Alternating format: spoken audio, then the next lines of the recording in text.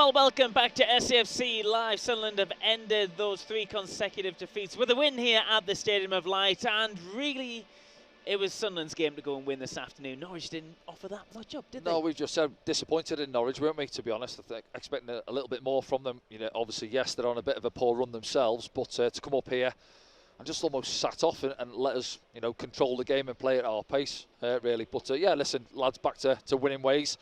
Eventually, in this stage where we have lost games, we've still been playing quite well for me, creating opportunities. Sometimes things haven't gone quite for us, but well, they have today, haven't they? After as you said, conceding in that first half, was it 25 minutes or so on the clock, a goal behind. Yeah. Lads controversial style as well, yeah, which we'll see when we go through the highlights. Let's roll the highlights and we can talk about some of the points which Danny's talking about now.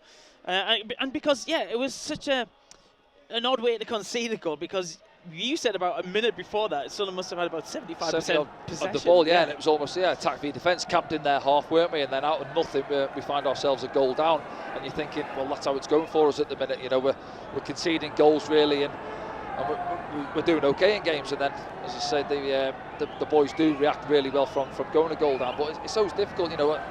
Saying there, we're surprised that Norwich come up and perhaps set up as deep as they did and allowed us to have the ball in front of them. But time and time again, when they've got those amount of bodies, you know, we've seen it with Cardiff. Keep going back to that Cardiff game, because that's your prime example, and that worked for Cardiff coming up here, you know, taking the 1-0 late on.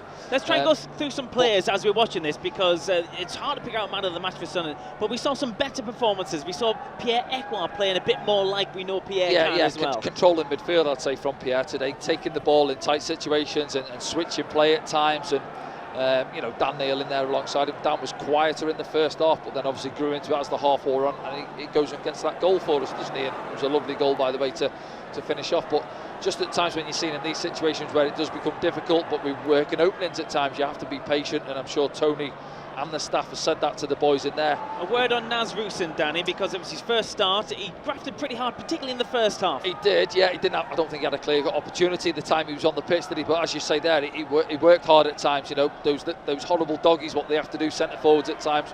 Pressure on Gibson, pressure on Shane Duffy as well at times, and then that one right at the end where he worked really well. He bumped his man off it and he stood a lovely ball up for Jack at the far post, so he contributed. And then obviously we freshened it up later on for him, didn't we? But yeah, I think, you know, Jack was back to what I'd say is his best today, when he takes the ball and he enjoys it, doesn't he? Working his stuff 1v1 up against full-backs and cutting inside at centre-backs, and prime example there. As you said, it must have took a nick off someone because the ref gave a corner for that one there, but that's where you want to see Jack and Patrick picking the ball up. And at times it is difficult for them, because teams have, say, cottoned onto us a little bit now and trying to stifle our strengths really by, you know, getting bodies out 2v1. Right, this is a big controversial one. Does Sarah go towards the ball there? I think he does. No, but you said it doesn't matter. It's like the old adage, play to the whistle. Play to the whistle, exactly that. That's what you taught us. Play to the whistle. I think there, Pierre, just go and deal with it. He puts the brakes on. He sort of wait for the linesman, the ref, to take control of the situation. Don't do that. Just go and do it yourself. Because if he goes and takes the ball, Sarah has let the ball go, so he can go and take it. But the young fullback, credit to him, he's flying down the far side, takes control of the situation, cuts it back, and then Hwang's there to tuck it away. Decent finish.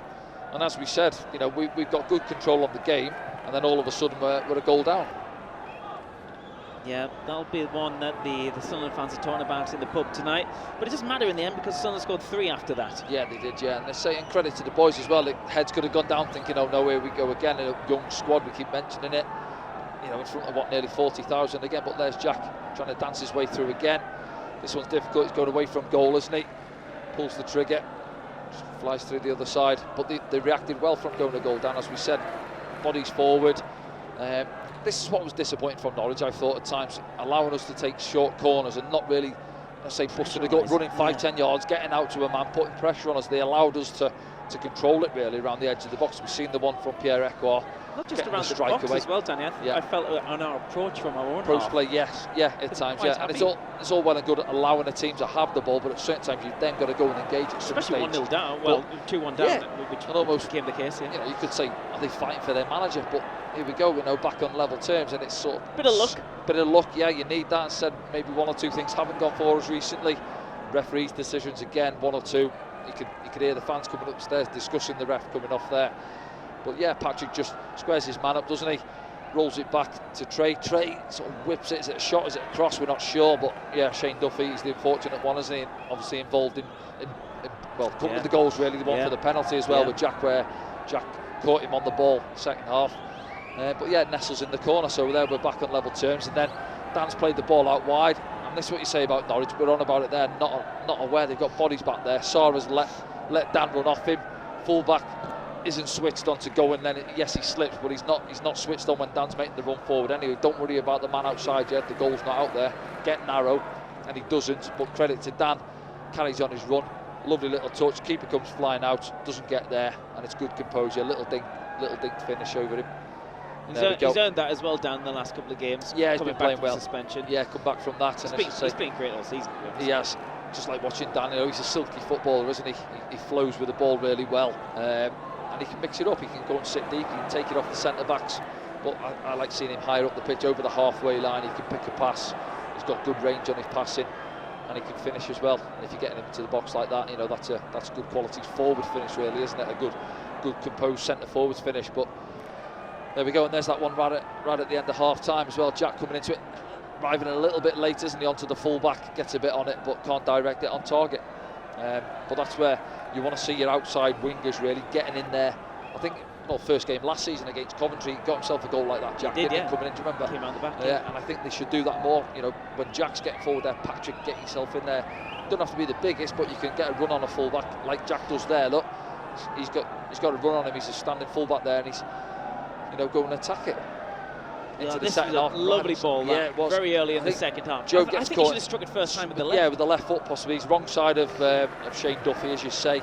I think he gets caught in two minds. I think initially he thinks I'm going to pull the trigger, then he just has a little look up possibly. Do I square it? And then just runs out of pitch, and then Duffy gets back at him.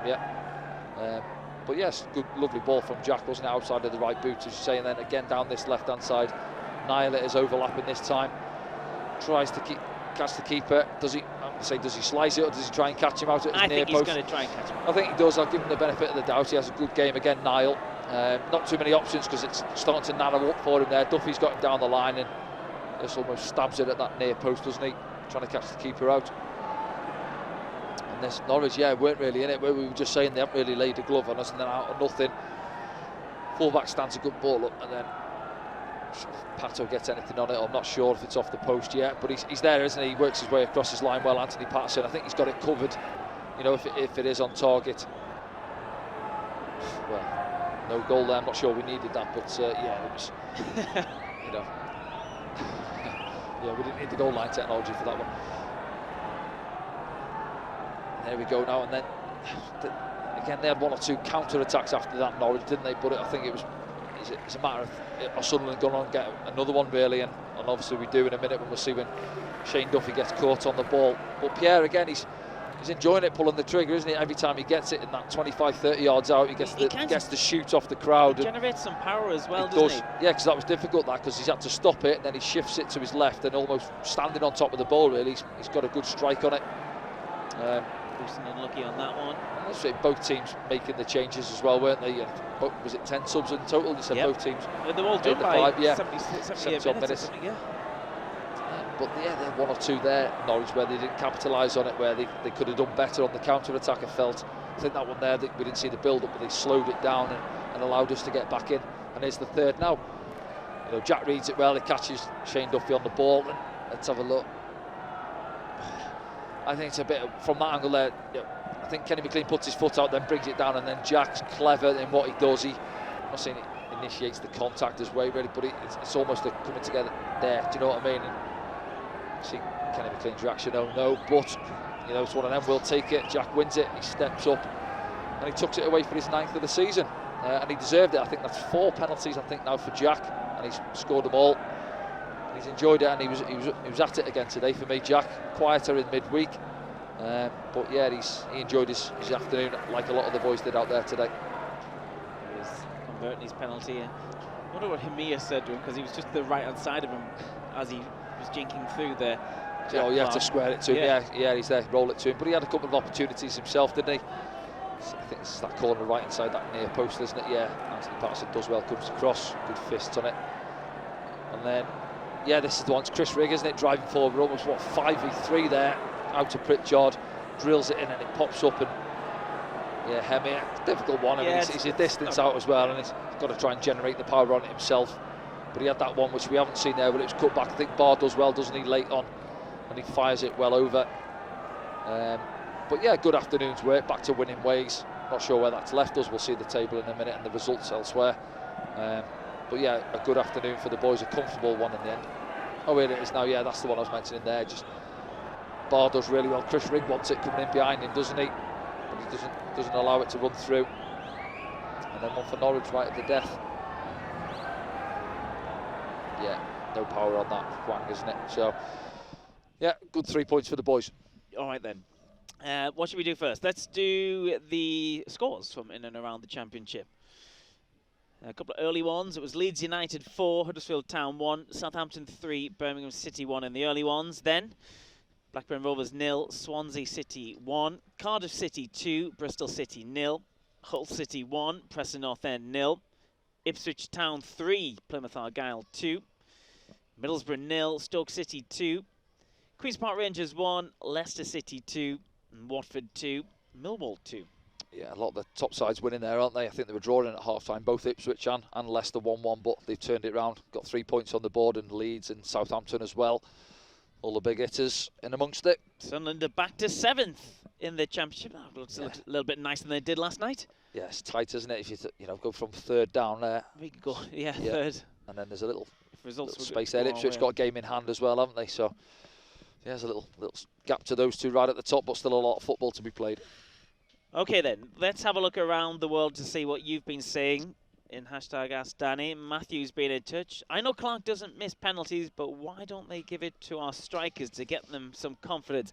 Interesting point there for Matthew, but equally saying that, Jack Clark's on 9 goals now for the season. He's on fire. Well, and Jack's, as he said it there, Jack hasn't missed, has he? So why take it off him? And the game was 2-1 as well. If Jack misses that, they go up the end and score. Everybody's going to say, why isn't Jack taking the penalties? He's took them away so far this season. So I'm with that. The strikers are going to get opportunities. Hemi has come off the bench. He's had opportunities there. Hasn't taken them. Obviously, Rusin started today. Didn't have any opportunities. We had one late on. It was a difficult one. It was cut back to him, and centre-half's come across and got the block on him anyway. But no, I think for me, you nominate your penalty taker. He's the penalty taker unless he's missed a couple and doesn't fancy it, or he's having a bit of a sticky spell in the game and somebody else is confident, says, I'll take it if you want. I get that, but no, don't mess around with the penalty taker. Leave it with the Jack. He's tucking it away. Let the strikers earn the goals elsewhere. Okay, let's have a look at another thought then, if we can. This one's from Andrew Cole, not that one, I hope. Considering Tony is giving chances to the likes of Barr and Rusin, what do you think Jefferson Bennett has to do to get into the team or even back onto the bench? Did well against Southampton and got an assist, but not been seen since. Well, we can only assume. But had an injury as well, didn't he? I think he scored last night, didn't he? Yeah, he did score for the 21s or 23s last night. But there's only a few people see these players every single day, and that's Tony Mowbray and his coaching staff. There's reasons, isn't there? Exactly that for me, yeah. I know people say, well, they've seen him in flashes and that, but managers and coaches pick their team from what they see day to day. What's their attitude like, even for the boys who aren't playing? I say it all the time, that's where you earn the shirt on the training pitch. You can come off the bench and maybe have an impact, but it's then how do you train then Monday to Friday? Obviously, if there are midweek games as well. And it's been stop-start for Jefferson, isn't it? Like some of the other boys as well. He's come off the bench at times. Go back to last year, scored at Watford, I think, took a point there, didn't we? Yep. The triple pirouette against Southampton for Chris Rigg's goal. It's good to see. And then I think he's picked up an injury, internationals as well. But he's got to keep doing it for the 21s, as you said there. Score goals there, put in impressive performances, show Tony Mowbray and the coaching staff that he's working hard. And when he gets his opportunity in the first team, he's got to try and take it. But it's difficult for him because, where's his best position? Is it out on this left? Well, is he going to get in ahead of Jack? Probably not. Patrick on the other side, it's difficult for him to get in. So when he gets minutes off the bench, he's got to have an impact on it and show the effort and the work rate like he did against Southampton. And I'm sure he'll get his opportunities. Let's have a look at another thought if we can. Josh says, do you think Sunderland need a centre forward to help us score more goals away the lads? Well, we've got 3 in the mix at the moment. Mayenda to come back from an injury as well. And I think we saw flashes in the first half from Naz Rusyn, which might suggest he might get the shout to start again next week. Yeah, possibly so. I think so. Yeah, he's worked hard, as you said there. Didn't get the opportunities today, but the question's always going to be asked, and it's always a topic as well. We said it before the game. We answered questions after the game on Tuesday night against Leicester, when obviously we're not scoring too many goals at this moment in time. But we're back at it, and we've scored. We've scored 3 today. Can't keep relying on Jack. Producing assists and obviously getting the goals himself. Other lads have got a chip, and I said it, midfielders. Dan Neil's got his 3rd goal of the season. Patrick's got to start scoring. Patrick's got the ability to cut in from that right-hand side and score. And, he said it himself post-match the other night, I think. But yeah, the centre forward, and everybody wants a centre forward who's going to get you 20, 30 goals a season. Obviously, they cost money.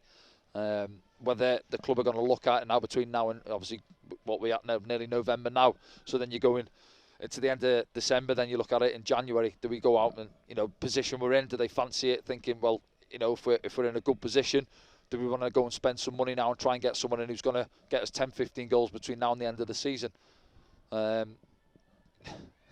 That's up to the recruitment staff, isn't it? And, well, I think the recruitment staff will hope that one of ours that are in the door already will get going. Exactly that as well. Or between now and then, one of these lads says, steps up. Mason Burst, though, he's had opportunities as well. Can they now go and get themselves a goal? Get one? Will they get confidence from getting that and go on a little run? That's what tends to happen with strikers, doesn't it?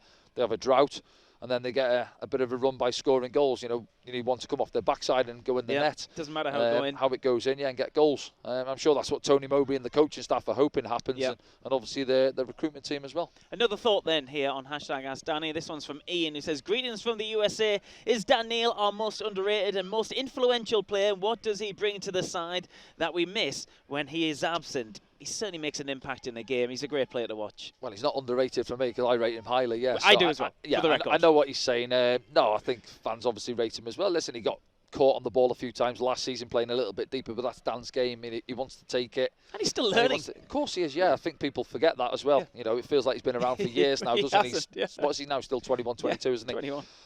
So he's playing almost beyond his years, really, in that midfield 3, really, with the Job who's 18 and Pierre's in there as well with him, not too experienced. You've got Corey in the treatment room, so Dan's taking the bull by the horns really in that midfield role.